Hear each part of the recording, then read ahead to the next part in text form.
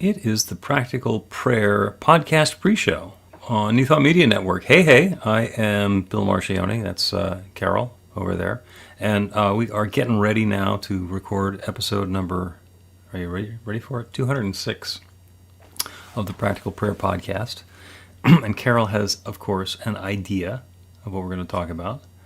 But in the meantime, we will discuss 4th of July weekend. And by the way, we're doing the pre-show on New Thought Media Network. This is kind of your glimpse behind the scenes. You get to see what we talk about before we talk about it. A couple minutes, we're going to record the podcast episode, which will then go off into editing land and turn up in the podcast world in a week or so. But we get to chat beforehand, and if you have a question or a comment or something that you want to put in, then you can put that into the chat on social media, and we'll see it live and be able to respond to it in much the same way. Or you go to the website bethelight.com, be-the-light.com. This one down over there somewhere. You go to the slow somewhere there, and there's a section for the podcast on there, and you can put the same questions in there, and we will answer them offline. So you are welcome to do that. And so 4th of July, Independence Day. Did you feel independently minded? Yes. You live near the beach, so everybody was coming down to your place starting this weekend. Yes. So I already have my schedule. I've lived down here for 6 years, so I don't go Monday through Thursday. So the holiday is just, everybody can have it. The visitors can have it. So I start my trek down there on Tuesdays. Okay. Yeah, it's I got it down to a science, man. So you get to go Tuesday and Wednesday and Thursday, and then Tuesday, Wednesday, and Thursday. Okay. And if I want to go Friday, I can, but usually I don't, because people just, You want to do that really early. Yeah. Which I have done, but only if I really want to. I understand. So you were talking about that you thought of the topic that we were going to talk about, and then while you were walking down to your studio, you forgot it. So you reminded me of a story, which I'm going to take a little detour and tell, because it's a fun story. A couple is getting elderly, and they keep on forgetting stuff. Like they'll just space things out and misplace it. And so they're seeing one of their healthcare providers, and the doc says, something that might be really helpful is, when you decide something, just write it down. Write a little note to yourself, and that way you have something for reference. Like, okay, that sounds like an interesting idea. We'll give that a try. And so they do that for a while, and one day, a week or two later, they're sitting on the couch, and the man says, I'm going to get myself a snack. You want anything from the kitchen? And his wife says, oh, yes, I would love, we have some vanilla ice cream. I would love a dish of vanilla ice cream. He says, great. She says, you going to write that down? He says, I don't need to. She says, okay. He says, anything else? She says, we do have some strawberries, some fresh strawberries. I'd love to have some fresh strawberries on there, too. That would be great. He says, got it, fresh strawberries on your ice cream. She says, you going to write this down? He says, no, I'm fine. Okay. He says, anything else? She says, I think there might be a little bit of whipped cream left if you put some whipped cream on that. He says, we're taken care of. And she says, you're really not writing this down? He says, no, it's taken care of. I'm okay. He says, all right. She kind of rolls her eyes. He goes into the kitchen. He's batting, clanging around with pots and pans. 15, 20 minutes later, he comes back out and he says, here you go, bacon and eggs. And she looks at him and looks at them and she says, where's my toast?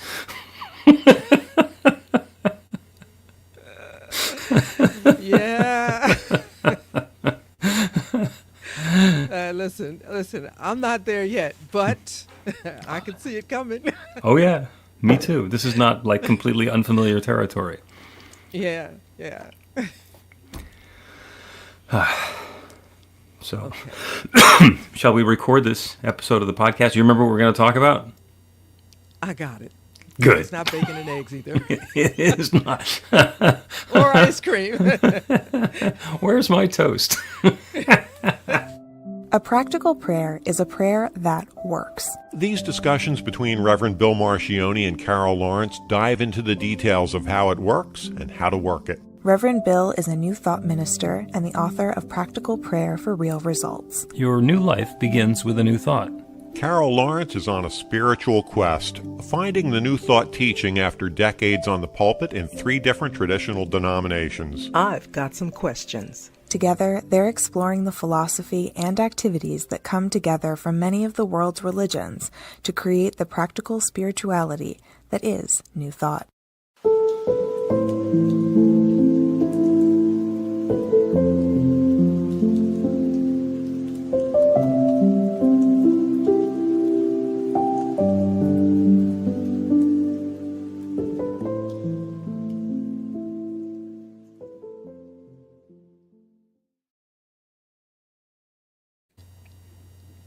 Welcome to the Practical Prayer Podcast. I'm Carol, here with Reverend Dr. Bill Marchiony.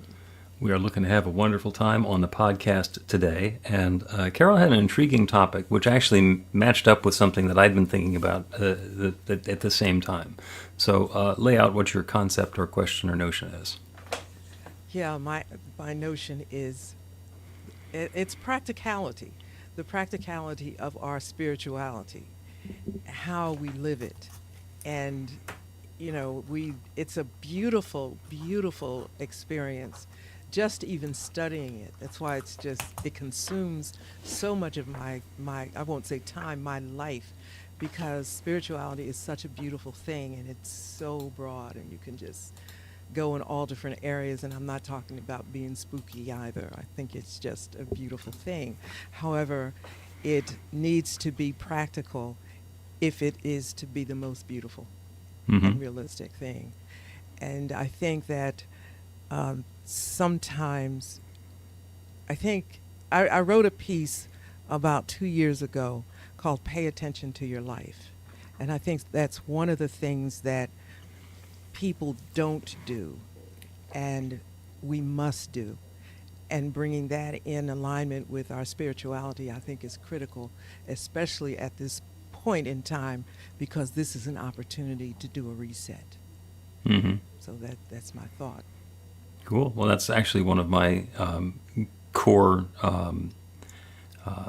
statements. Is obviously the one is like your life is created according to your belief. It's done unto you as you believe. And I'm not the first one who said that, but people are wondering, well, what's in my belief system? And it's really easy, because your life is a life-size topographical map of your belief system. If you want to know what you believe, look at your life. If you do that, you're either shocked or like, whoa, God, that's spooky. Right. How did this happen? Well, okay, if it's your belief system, then something got in there somehow, and it's continuing to operate. So if you're happy with it, then continue along. And if you're not happy with it, then what you going to change? But pointing at the map and saying there's something wrong with the map, and it's like, no. that's just showing you. That's like being mad at Google Earth for a hill in your backyard. It's like, no, go take care of the hill. Google Earth will take care of itself. I look at events that occur, like the pandemic and other kinds of events, those big ones, catastrophic events, and even small ones, as being opportunities. And I never thought of it as a way of not being afraid. I never think of it like that. This is an opportunity. What do I have within this small window before the world recovers? What do I need to see and know where I'm going? Because I take it very seriously. This is my opportunity, because I'm going to make choices about how I'm going to live. So the piece that I wrote was called Pay Attention to Your Life.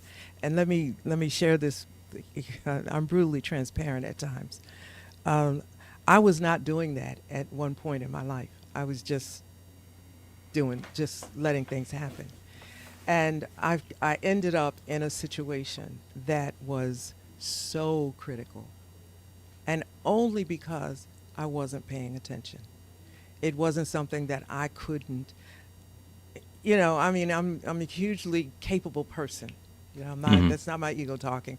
I'm hugely capable, and listen, I'm good and grown.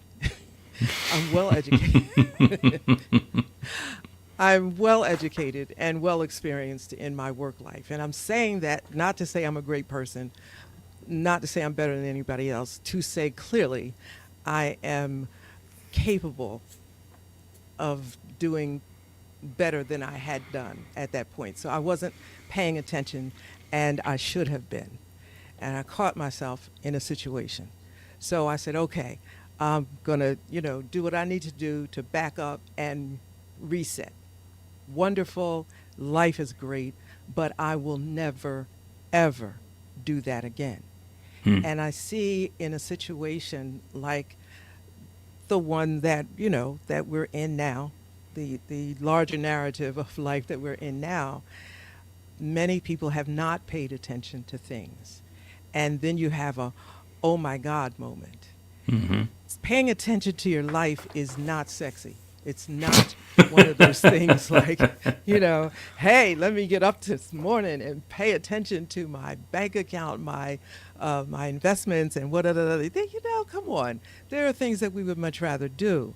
Hmm. But when you don't do that, life keeps going on, things keep going on, and when crisis moments come, and they're going to come, Hmm. you're scrambling. And scrambling is not a good thing because you don't think clearly. There's fear that's all wrapped up in that. And so I'm telling this story because I think that if we look at this time, because this too shall pass, if we look at this time as an opportunity to learn, reset, understand what we need to do going forward, we'll come out of this with a sense of empowerment and strength to go forward again. Slaps, yeah. Battered and bruised, yeah. Hmm. Yeah. What's the other thing? Collateral damage, yes. We may be those who are able to, like the disciples on that boat with Jesus, right? Mhm. The storm came and all of that. And they got to shore. They were wet and bruised and hungry and messed up, but they made it. Hmm. So next time, I'll bet they'll check the weather. But I'm just saying. Or do something. And Yeah. yeah. So so it's like paying attention in the good times, being smart all the time, And I'm not saying this from, this is what you ought to do. I'm saying this from a place of where I had to recover from, Mhm. and I should have never been there. So here, life deals us another blow, Okay. and there it is. All right. So there's and to quote my friend Carol, that's a lot. Yeah, That's a lot. yeah. You should have known better. Shoulda, woulda, and coulda. The ways that we blame ourselves for not knowing something then that we have learned since then. By the same token, I have described experience as that which lets us recognize a mistake as we're about to make it again. And to say, oh, I don't want to do that because we had the experience. So when you say that you should have known better, it's like you didn't. You went into that. And you now know that when a situation like that presents itself, paying attention is really helpful for you because it empowers you to make a decision that's going to be more life-affirming or supportive for yourself or your family or your lifestyle or your career, whatever it is that you're paying attention to. Keeping that in mind, there is the notion of the first aid kit. Now, a lot of people have a first aid kit. Some people have one in each car and one in the medicine cabinet or at home, and there's another one here and another one there. And I'm not going to ask you if you have a first aid kit because some people have them and some people don't have them. And I have first aid kits, and I periodically need to go and check them and make sure that all the stuff in them hasn't expired because that's a wonderful reminder that I haven't needed it since I got it. And isn't that great to have emergency supplies and to be able to address a problem that never came along? So then you look at that as, well, was it worth having a first aid kit because I didn't need it? Because the aspirin or the antiseptics or whatever's in there have all gone bad. They've gone past their useful date, so now I got to throw them away. So that's just a waste. Well, is it a waste? Or is the act of being prepared and making sure that I'm equipped in the case of an unforeseen event, is that going to be helpful? There are some people who are involved in this new thought teaching that say it's the consciousness of a first aid kit is a problem, because that's the consciousness of a problem. You buy a first aid kit, it's because you're anticipating there's going to be a problem. And, they want to say, I'm not going to do that. I'm just going to know that there's not going to be a problem. It's like, yeah, that's not the way life works. We don't get to plan it down to that level of detail, because maybe I'll be fine, but it'll be helpful to have a first aid kit because of somebody who came over to visit. Or somebody, in the parking lot where I happen to be picking up my groceries, they fell and got a boo-boo, and me having the supplies on hand means we don't have to wait and something gets to be taken care of. And it doesn't necessarily have anything to do with my consciousness, other than being helpful and being prepared. And all of that started. My mom had a first aid kit since as far back as I can remember, and my brother and I, both of my brothers and I, kept on damaging ourselves and each other. So it was good that we had it. She had her own little custom one. She knew the sorts of things that she needed to have a lot of. And then I got into the Boy Scouts, and that's all about, here, learn to do first aid, learn to do pack and use a first aid kit. And every once in a while, it's been helpful to have that knowledge. If I need to, I can rescue somebody who's drowning. I don't want to.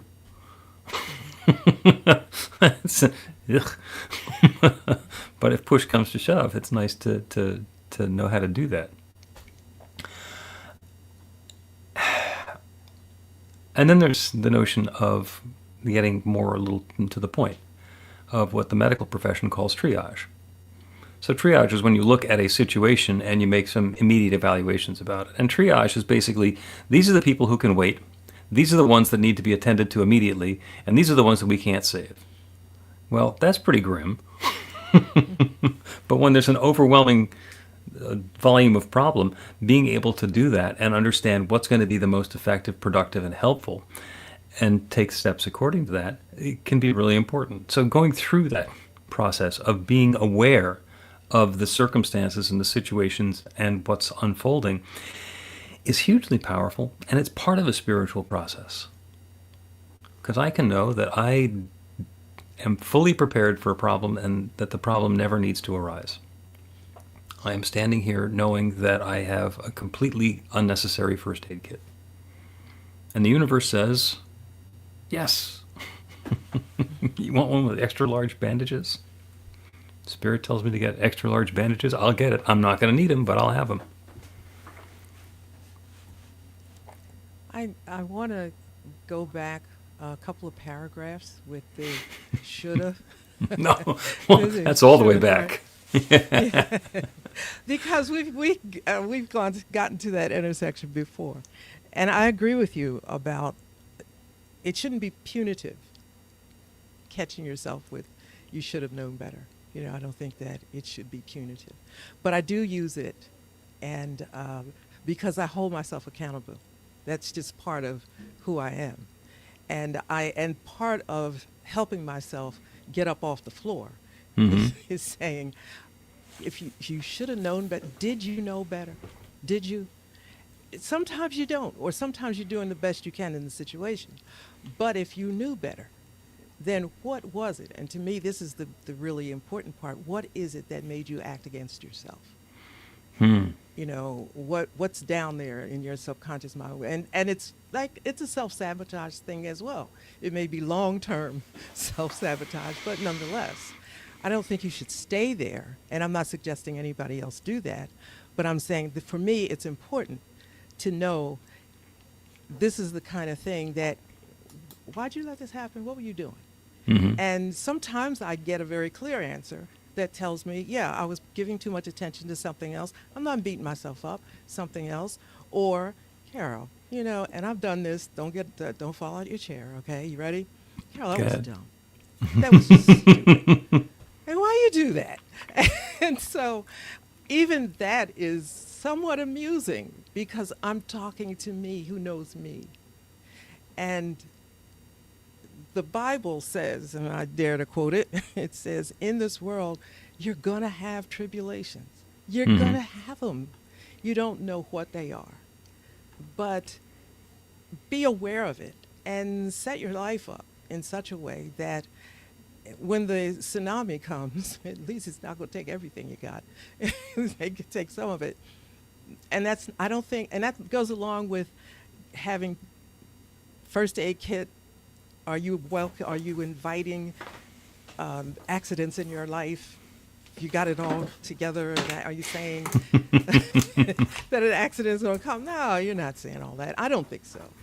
But I do think that we should treat ourselves as adults with our adult life. And now, having said that, that sounds like, scolding, which it is. I promise it isn't. We're in a place right now where there are enormous changes that are taking place. And I think that taking care of your life is being listening for all of these things. Yes. And, evaluating now, how is this going to change whatever? And there's a lot of variables, and that would be you telling me again that's a lot, so I'm not going to go. I'm gonna jump in and get one from you, because you said every time we used to say that was stupid, right? That was stupid. I didn't tell you you're stupid. I never. No, not me. But it's just, okay. you said you do something. You say, look at it and say that was stupid.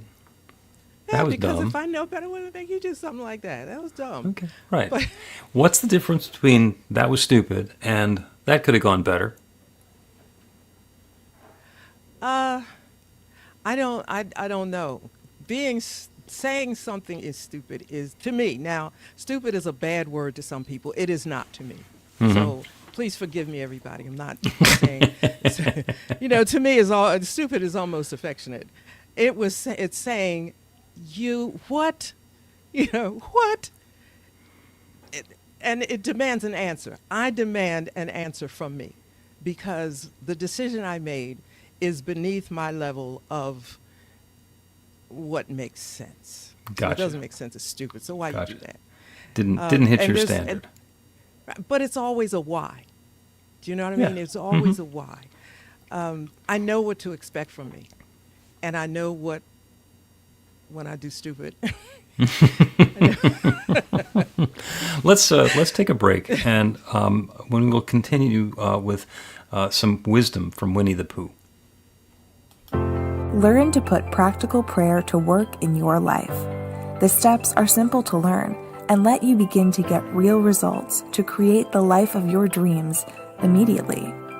Reverend Bill Marchiony's widely acclaimed book, Practical Prayer for Real Results, gives you a clear summary of the New Thought principles behind practical prayer and the series of easy-to-understand steps found in the most effective prayers from religions and spiritual practices all over the world and throughout history. Practical prayer is not a replacement for your religion or practice. It's a technique to make the work you do in consciousness even more effective. The book includes 40 prayers on various topics that you can adapt as needed and use as your own. Practical Prayer for Real Results is available in paperback, Kindle, and audiobook on Amazon or at b-the-light.com. That's b-the-light.com. Welcome back to the Practical Prayer Podcast. I'm Carol. We're here with Reverend Dr. Bill Marchiony. And I promised some wisdom from Winnie the Pooh. And if you remember the stories of Winnie the Pooh, it's Christopher Robin, and he's got his little stuffed animals in the 100-acre wood. And in the very beginning of the book Winnie the Pooh, Pooh is described as a bear of very little brain. So he didn't have a whole lot going on. And every once in a while, Winnie the Pooh would do something stupid. And you can tell from the story, it was stupid, and it was clear that it was stupid, and it was clear that Christopher Robin knew that it was stupid. And Christopher Robin would just say, "Silly old bear." Just completely letting Pooh off the hook. Silly old bear. Now, I've periodically, when I've gotten really judgmental and critical of other people, is I've changed it from, like, what an idiot they are to silly old bear.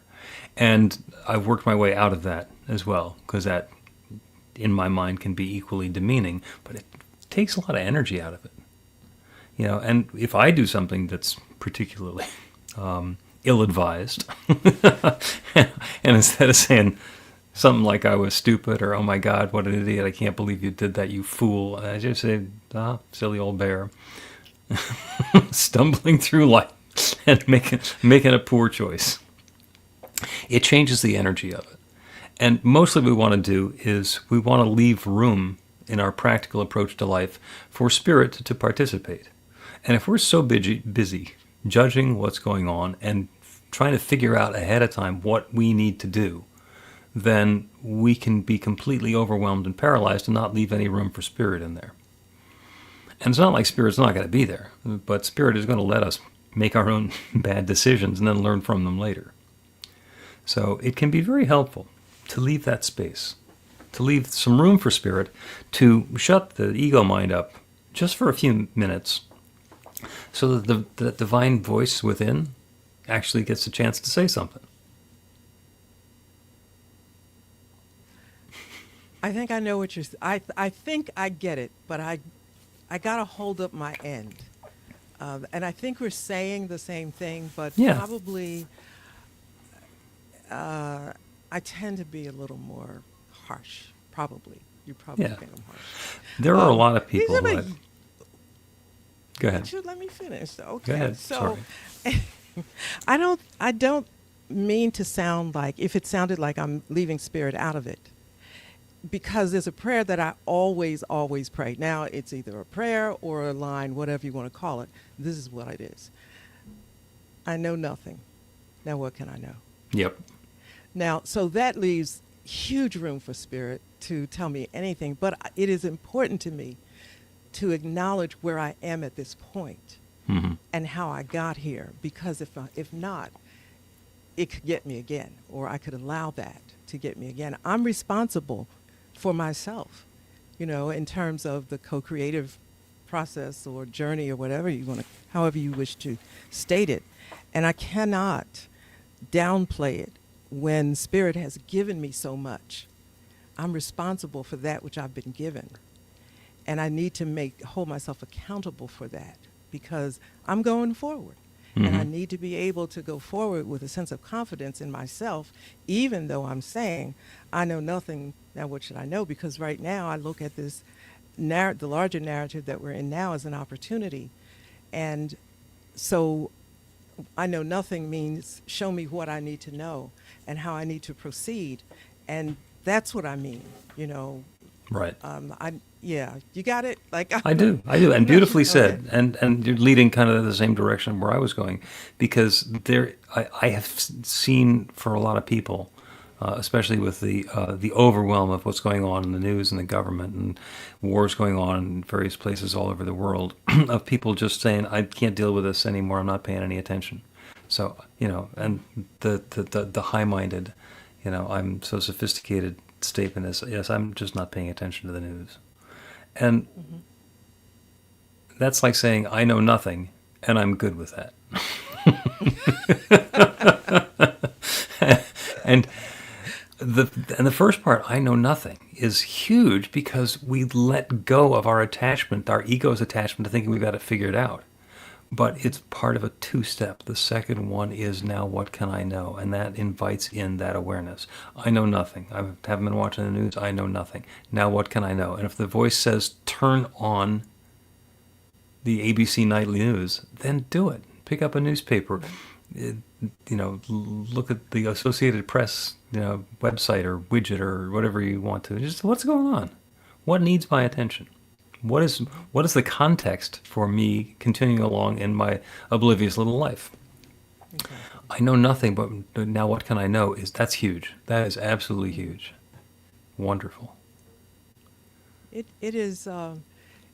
It's a deliberate releasing of your ego or stepping aside from it. I don't think that you can kill it, because it keeps cropping back up. But it's it's tightening the noose or the chain on it.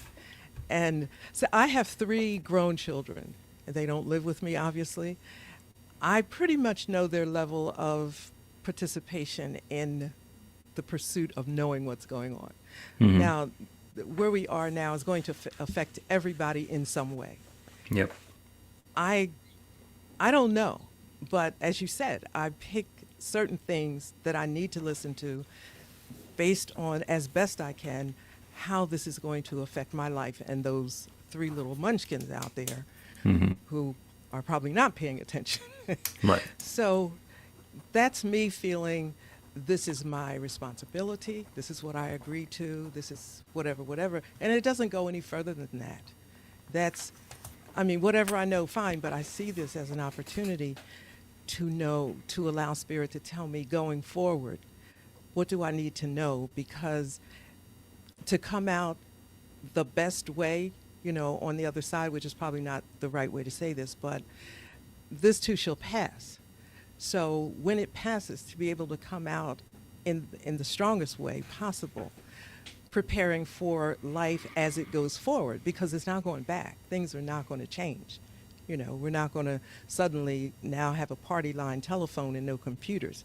So every Yeah, nobody's giving back their smartphones. yeah, that's nothing like so. Every change, there's a little bit of something that's going to stay. We don't know what, but it's going to stay.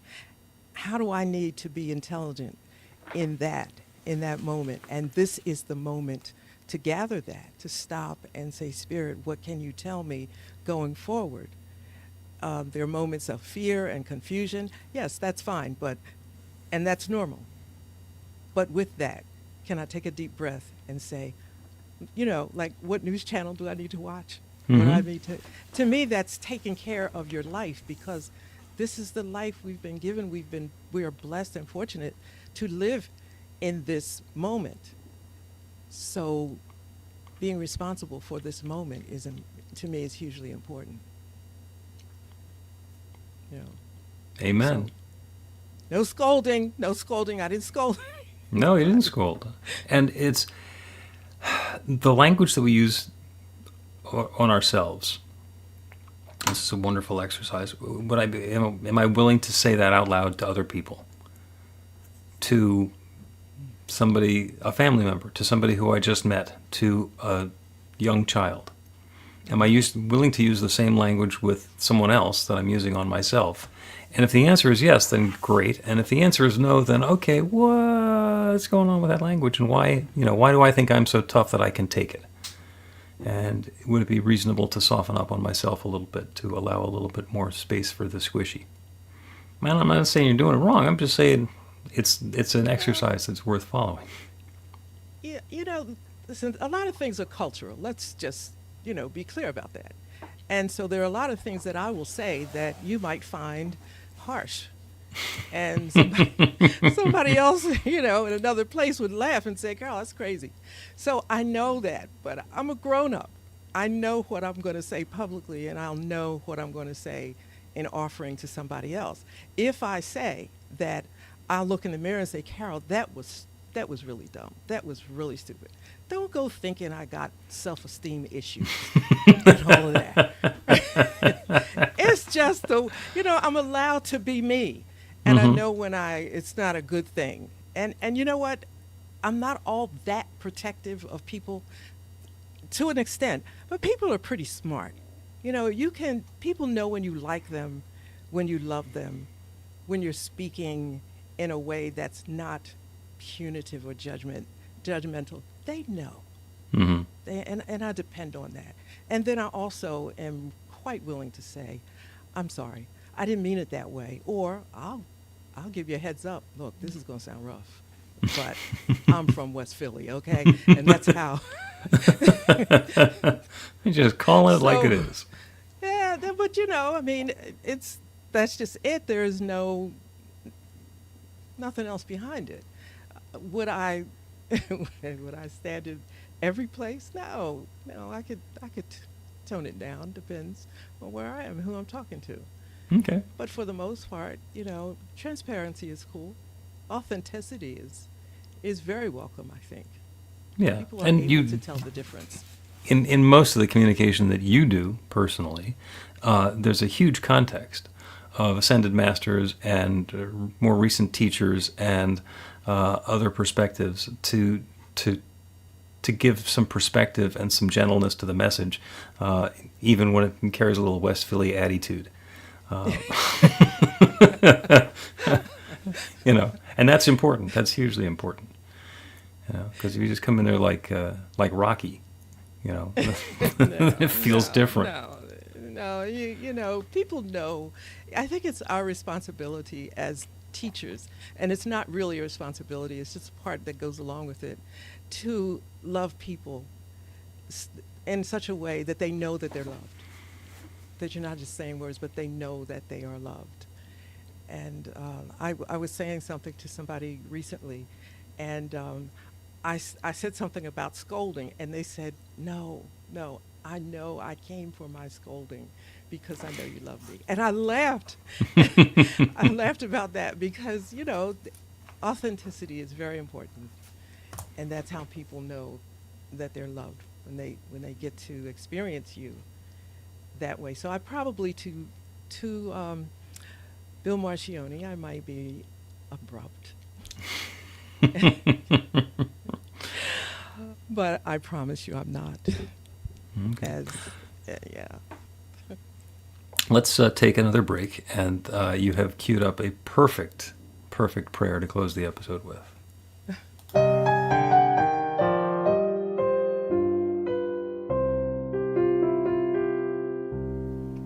Are you ready to get results? Now, that's not a rhetorical question. Are you ready to get results? RUR2GR. That's actually the abbreviation for the steps in a practical prayer.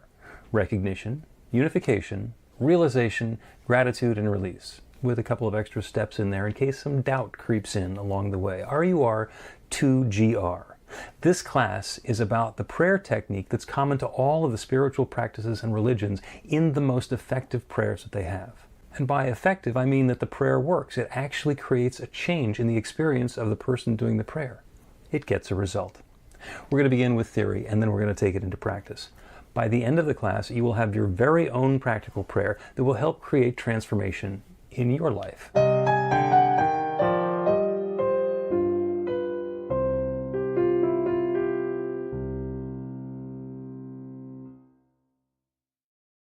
Welcome back to the Practical Prayer Podcast. I'm Carol, here with Reverend Dr. Bill Marchiony. Wonderful, wonderful conversation about spiritual practicality and practical spirituality, and that dividing line between what do we need to pay attention to and what can we let go of. And that, as far as I'm concerned, has queued up a prayer, a practical prayer for divine guidance. And it uses Carol's idea of I know nothing, now what can I know? And we can turn that into a meditation. So as we turn our awareness to that infinite creative power, that limitless intelligence, that divine creative source that creates everything, and identify that that divinity abides within. That is the source that has created everything, everywhere, everyone. So of course it abides within as well. And we can access that infinite intelligence. We can embody that limitless love. So as you breathe out, say, I know nothing. And then allow yourself to be inspired. Inhale, what can I know? Let yourself be filled. What can I know? And then again, breathe out. I know nothing. Now what can I know? Breathe that in. This process is as close as your breath. Breathe out. I know nothing. Let go of all those thoughts and ideas and concepts and everything that you thought you knew, everything that your ego tells you it's in charge of. And breathe in. What can I know? And continue that process. And you can do that in the comfort and privacy of your own mind. And all you need to be doing is breathing. And by the way, you're breathing anyway. So this process is always available. I know nothing. Now what can I know? And that opens the way for that infinite intelligence, that divine creative source that creates everything. That still small voice within. It allows an opportunity for it to say something, to speak up in a way that can be heard. Because we're not just here, we're hearing, we're listening, we're opening that inner ear to the possibility that there's something worth hearing. What can I know? And let go. Let go of the concept that we already knew it. Even if we just got it, let it go. I got this wonderful idea. Let me let that go. I know nothing. And that makes room for an even better version of the idea in the next breath. And I know that infinite creative power that creates everything is engaging in this process. As we engage with it, it engages with us, bringing more insight and guidance and wisdom and understanding and awareness of exactly what is ours to embrace, to engage with. And exactly that which is ours to release, to let go of, to stop paying attention to stop putting energy into. That guidance is unfolding right now for each one within the sound of my voice in our own particular way. Wisdom and uplift and insight and guidance and harmony unfolding for all of us. And I'm grateful for it. I'm grateful for the good. I'm grateful for the way that it's showing up. I'm grateful for the willingness of each one here to participate in this process. And I'm grateful for the wisdom and insight and goodness and guidance that's already coming about. And so with a great feeling of thanks, I speak this word and I release it into that creative law that creates everything. And I know it is now creating this. And so I let it be. And so it is. The Practical Prayer Podcast with Reverend Bill Marchiony and Carol Lawrence is a production of BeTheLight.com, be-the-light.com, where you can find more information about practical prayer for real results. Our theme is by Music of Wisdom. You can learn about the spiritual community of New Thought Philadelphia with daily guided meditations, Weekly celebrations of spirit, and Reverend Bill's classes in practical spirituality at newthoughtphilly.org.